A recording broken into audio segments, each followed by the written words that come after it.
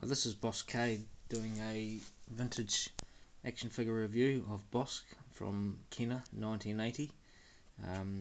This figure of course was from the bounty hunter scene in Empire Strikes Back, where we saw a few other bounty hunters, Dengar, the introduction of Boba Fett, Forlom and Zuckuss. Bossk was probably one of my favourites, alongside Boba Fett.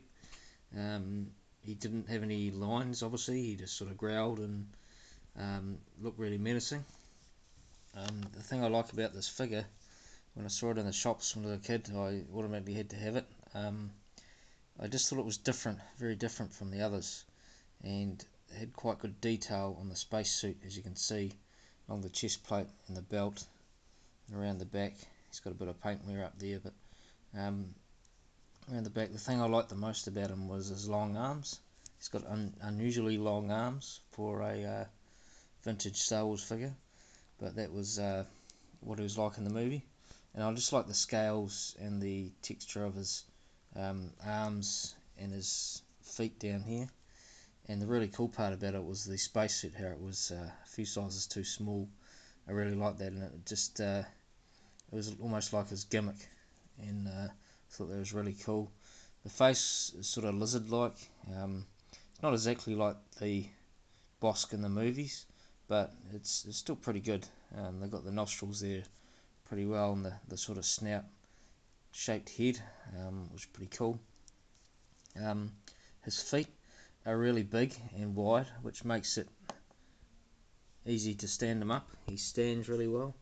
You got no problem with him falling over like some of the other vintage figures. It takes half an hour to stand him up. He stands really well like that, and he had no major variations that I know of. There was a little bit of different colouring in the head sculpt. I think it was orange and green, but it was very light, very hard to distinguish. They first came out in 1980 as the Secret Star Wars action figure mail away. That was a figure where you could, if you got enough credits or enough cards, you could mail away for him, and they would send you him. The reason being for that is because they thought he was too scary for children to be on the back of the card, which was interesting theory. Probably wouldn't work these days, but yeah, he was one of the more scary looking, I suppose. But yeah, I don't think any kids would have been scared of him. But anyway, and then he came out on the Empire Strikes Back 31 back card, and he also came out on the Return of the Jedi card and the Tri-Logo card. Yeah, so originally he was the secret figure, and I've got a few of them there. There's not much variation in them. The one problem he tended to get was paint wear. I don't know if you can see that right on the tips of his thumbs. He had very sort of sharp ended hands and fingers, and also on the toes of his feet, which was common in most sort of vintage figures. Bit of paint wear on the chest plate there and the back. All of my ones seem to have paint wear on the back. It's very smooth.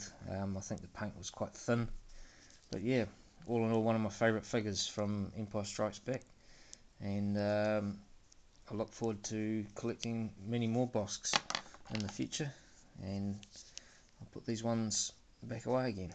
Thanks.